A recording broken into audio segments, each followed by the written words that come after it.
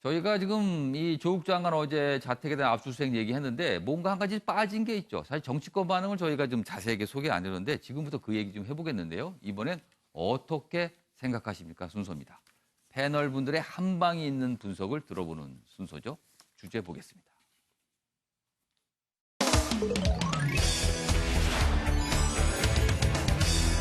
오늘 어떻게 생각하십니까? 주제는 이렇습니다. 지금 조국 정국이다 이런 표현 많이 쓰죠.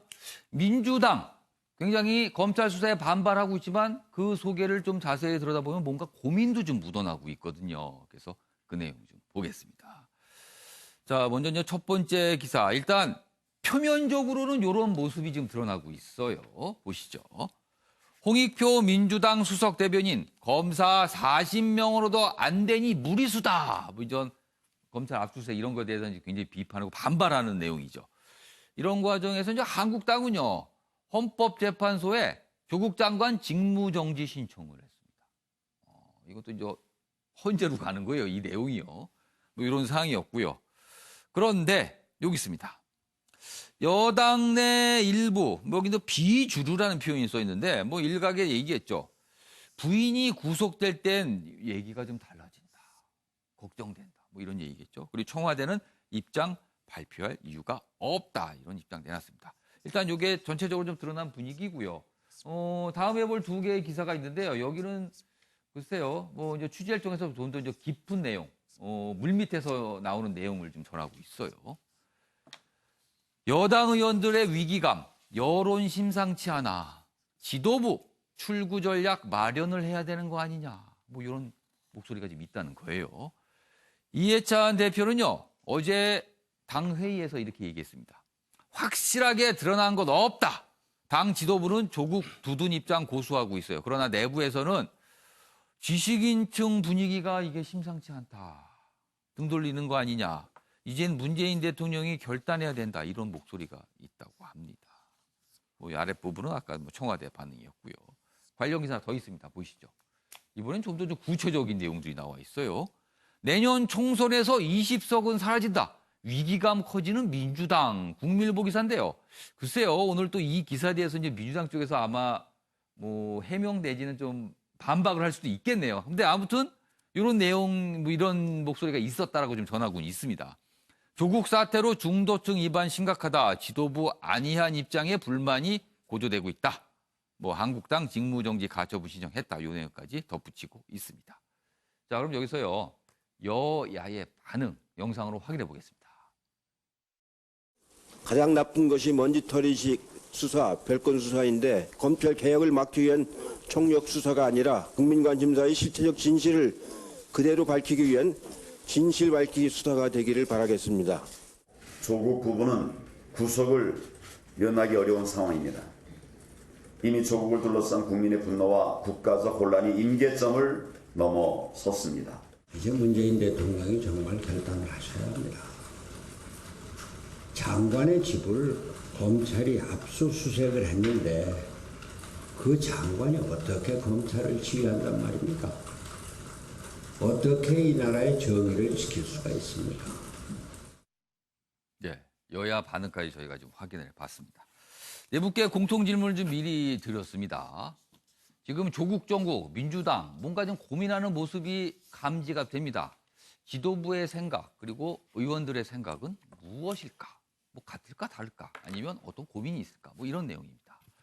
네 분 의견 좀 차례로 들어보겠습니다. 먼저 최경선 논설위원께서는 뭔가 그림을 좀 그리셨네요. 법무부 장관 얘기라 좀 저울추를 써봤습니다. 저울을 그리셨네요. 예. 일단 정치는 아무리 명분이라지만 예. 총선이 다가오면은 현실을 생각할 수밖에 없습니다. 어. 그런데 민주당이 아무래도 오판을 한 것 같아요. 그러니까 조국 장관 이슈가 있지만 이게 뭔가 다른 큰 이슈가 생기면은 금방 잊혀질 것이다. 뭐 냄비 건성이라는 얘기들을 많이 하지만 새로운 핫 이슈 한두 개만 터뜨려지면은 조국 이슈는 금방 사라질 거다고 생각을 했었는데 지금 그게 아니거든요. 계속해서 이슈가 지속되면서 민주당의 지지율이 떨어지고 있단 말이죠. 최근에 문재인 대통령 지지율이 하락했다는 여론조사 결과가 연속해서 나왔거든요. 아마 그런 부분에 대해서 좀 고민이 깊어진 것 같아요. 맞습니다.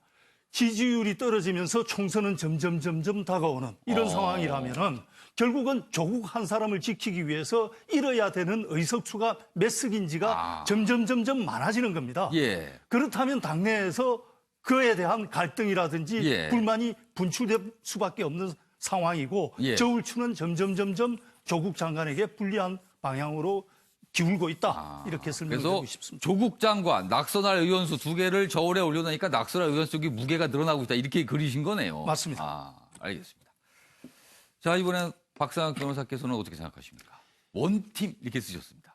예, 그 청문회 과정 예. 중에서 보면 뭐 조국 장관 예. 스스로가 밝혔듯이 좀 부족한 점들 여러 가지 성찰해야 될 점들이 많은 것들은 사실입니다. 그런 것들이 예. 여론조사에도 일정 정도 영향을 미쳤다고 저도 생각을 합니다. 예. 그런데 우리가 여러 가지 선거를 많이 경험을 해봤고 예. 그런데 봤을 때 의석수라든지 선거 결과에 더 어려운 그 영향을 주는 것들은 예. 뭐 자중질환이라든지 굉장히 이럴 때 서로 간에 헐뜯고 예. 당내 분란들이 더 큰 문제점들을 여야를 막론하고 있었습니다. 그런 데 비해서 그런 것들에 대해서 민주당은 굉장히 많이 성찰을 하고 있고요. 그 뭐 지도부든 예. 평의원이든 또는 평당원들도 이런 예. 역사적 경험들을 잘 알고 있습니다. 그래서 예. 지금 생각들은 뭐 그렇게 뭐 서로 간에 예. 탓하거나 예. 뭐 이렇게 비판하기보다는 하나의 원팀을 만들어가는 과정들이 더 중요하고 그것이 결국은 지금의 뭐 조금 어려움들도 예. 충분히 이겨낼 수 있겠다 저는 생각합니다. 그래서 그런 점들을 모두 민주당의 뭐 구성원들이 잘 공유하고 있다고 저는 판단하고 그러니까 있습니다. 지금 분위기는 원팀 정도로 볼 수 있다. 그러니까 그렇게 분열하면 가고 안 있고요. 된다라는 예. 그런 생각은 다 공통된 생각이다. 이렇게 예, 그런 보시는 역사적 거예요. 경험들을 공유하고 있는 것이죠. 원팀 이렇게 썼습니다. 자, 이재영 전 의원께서는 희망 고문 대 와장창. 이 무슨 뜻입니까? 그 지도부하고 예. 그 지금 현재 그냥 지도부가 아닌 그럼 의원들하고의 생각이 완전히 다르다는 거죠. 지도부는 희망 고문인 거고요. 와장창은 의원들인 건가요? 그렇죠. 오. 지금 지도부가 하는 얘기는 우리가 그냥 그 신문만 보더라도 예. 지금 나온 여론조사만 보더라도 예. 말이 안 된다는 걸 알고 있기 때문에 그걸 굳이 설명할 필요는 없을 것 같고요. 어. 와장창은 이제 그거를 바라보고 있는 예. 의원들, 특히 지역구에서 돌아다니고 있는 의원들은 현장과 지금 이 지지율이 어느 정도 매치가 된다는 걸 피부로 느끼고 있거든요. 지금 사실 경남 또 부산 지역 예. 이런 데 있는 민주당에서 뛰고 있는 현역 의원이라든지 거기 당협위원장들을 예. 보면은 얼굴이 예전에 비해서 확실하게 어두워졌습니다. 어두워졌다. 어두워졌습니다. 그렇게 주변에서 좀 어두워진 모습을 보셨어요? 봤습니다. 그래서 뭐 그거 제가 뭐 그 개인적인 견해이기 때문에 어둡다, 그거는 뭐 밝다는 얘기했지만 좀 주관적 판단 아닐까요? 굉장히 주관적이죠. 그래서 예. 그거에 대해서 뭐 믿거나 말거나 이긴 하지만 예. 어찌 됐던 간에 제가 봤을 땐 예전보다 훨씬 더 많은 미소가 사라졌는데 지금 현재 지지율을 보면은 예. 자신들의 내년 선거가 어떻게 될지 모르고 진짜 말 그대로 와장창 깨질 수도 있는데 예. 여기에 대해서 너무나도 결이 틀리다는 것을 느낄 수 있고 제가 이 얘기를 왜 드리냐면 예. 저희 새누리당이 19대 때 바로 이랬었거든요. 19대 때 그 돌아보니까 당시 딱 그 모습이었다는 거예요. 19대 때 예. 그 지도부가 아니었던 제가 생각했던 거하고 그 당시 지도부가 왜 저렇게까지 이상한 행동을 하나라고 했을 때 그 불만, 그 갈등 예. 그런 것들이 고스란히 이제 그 선거까지 진행이 됐고 19대인가요? 20대인가요? 19대입니다. 19대 총선?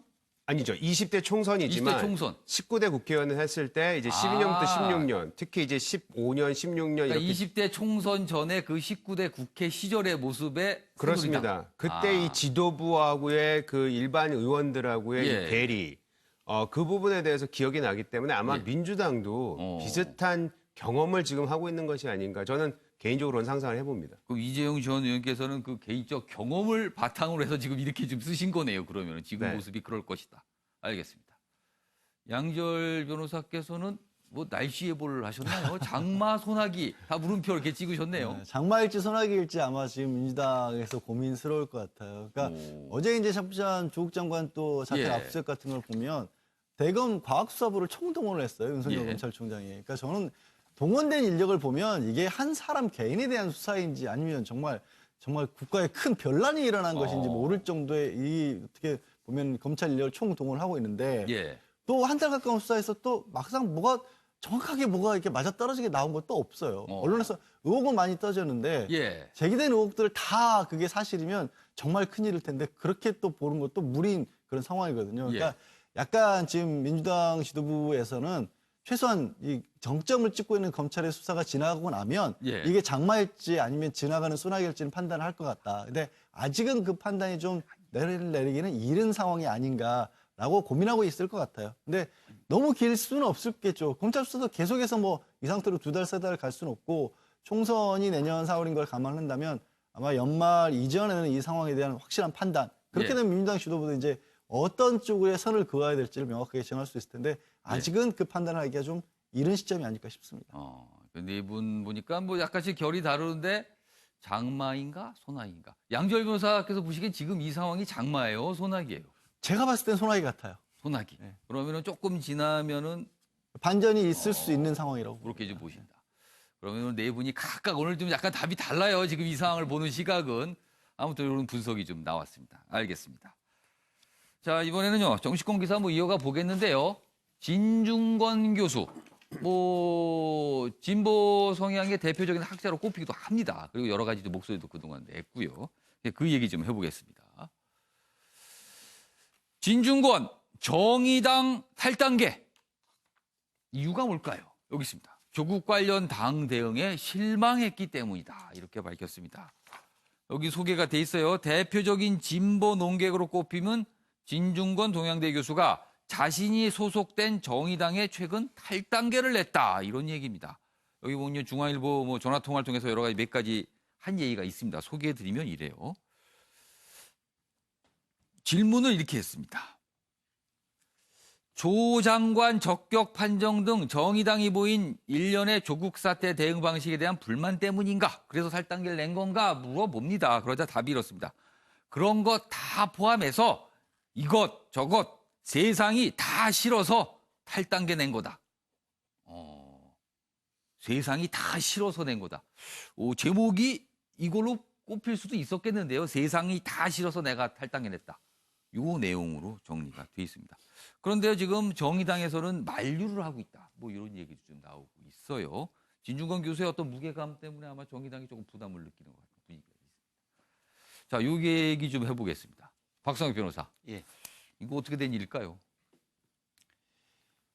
뭐 기사에도 나왔듯이 진중권 교수가 예. 또 동양대 교수였기 때문에 아마 그런 부분에 대해서 내가 참 이번 조국 정부에서 많이 언급됐죠. 예, 그런 관심들이 좀 많이 모아졌고 또 여러 가지 그동안에 보였던 여러 가지 그 날카로운 뭐 비판 의식이라든지 이런 것들 때문에 더 관심이 있었었는데 예. 저는 이런 측면에서 좀 봐야 되지 않겠나 생각이 듭니다. 그러니까 그 또 이 상황들을 너무 잘 아는 그 지식인의 입장에서 보면 지금 정의당의 행보에 대해서는 조금 다소 당원으로서는 부족한 점들도 있다고 아마 볼 수도 있을 거라고 생각합니다. 근데 한편으로 이 진 교수가 잘 알고 있는 부분이 이 역사적인 좀 중요성들이 있어서 스스로 좀 철회할 수 있는 가능성도 있지 않을까 이렇게 좀 판단을 하고 있습니다. 예, 이재용 전이요.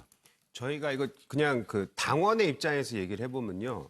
그 지역에서 그 책임 당원이라든지 진성 당원이 당을 떠났을 때 다시 그분을 당원으로 입당시키는 게 이 세상에서 거의 제일 힘든 겁니다. 아예 새로운 분을 이렇게 그 당원으로 이렇게 말씀드리는 것보다 그런 거거든요. 그 정도로 진정 당원이 당원의 그 권리를 포기한다는 것은 그만큼 실망감이 매우 큰다고 저는 생각을 합니다. 그렇기 때문에 진중권 교수의 이 정의당 탈당계를 보면은 뭐 받아들여지지 않았다고 하지만 이 행위 자체가 얼마만큼 지금 정의당뿐만 아니고 민주당이 이 조국 사태를 바라보는 시각이 국민과 얼마나 이게 결이 틀린지를 보여주는 굉장히 어찌 보면은 그 중요한 저는 그 관점이라고 생각합니다. 정의당 쪽에서 이 탈당계 뭐 낸다니까 만류하고 있다 그래요. 정의당이 만류하면서 하는 생각은 뭘까요? 이재용 전 의원. 지금 지지율이 빠지고 있지 않습니까? 그 지지율이 빠지고 있는데 거기다가 이런 아주 유명한 인사까지도 게다가 또 청년들과 대학생들한테 인기가 많은 인사마저도 빠진다면은 더더욱 자신들이 가지고 있는 위치가 흔들릴 거에 대한 우려겠죠.